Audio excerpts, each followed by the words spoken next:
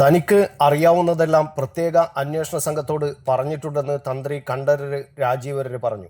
ശബരിമലയിൽ താൻ ചെയ്തത് താന്ത്രിക വിധിപ്രകാരമുള്ള കാര്യങ്ങൾ മാത്രമാണെന്നും സ്വത്തുക്കളുടെ മുഴുവൻ ഉത്തരവാദിത്വവും ദേവസ്വം ബോർഡിനാണെന്നും രാജീവര് പറഞ്ഞു. ഉണ്ണികൃഷ്ണൻ പോറ്റിയെ സന്നിധാനത്ത് എത്തിച്ചത് താനല്ലെന്നും അദ്ദേഹം പറഞ്ഞു.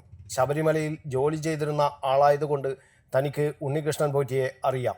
ദൈവതുല്യരായിട്ടുള്ള എത്ര പേരുണ്ട്, അതൊക്കെ എങ്ങനെ തനിക്കറിയാമെന്നും അനുജ്ഞ കൊടുക്കുക എന്ന ഒറ്റ ഉത്തരവാദിത്തമേ തനിക്കുള്ളൂ എന്നും തന്ത്രി മാധ്യമങ്ങളോട് പറഞ്ഞു.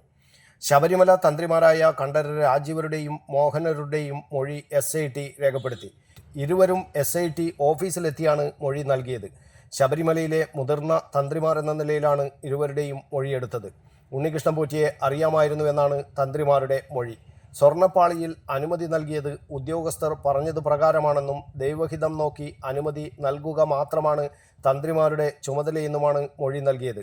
അന്വേഷണത്തിൻ്റെ കൂടുതൽ വിവരങ്ങൾ ശേഖരിക്കുന്നതിൻ്റെ ഭാഗമായാണ് തന്ത്രിമാരുടെ നിർണായക മൊഴിയെടുത്തത്. News bureau, Kannur media.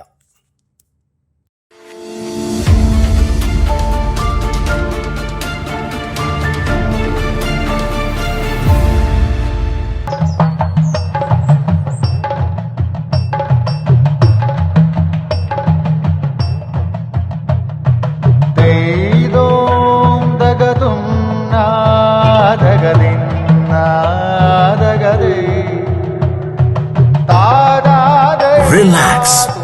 Redefine yourself.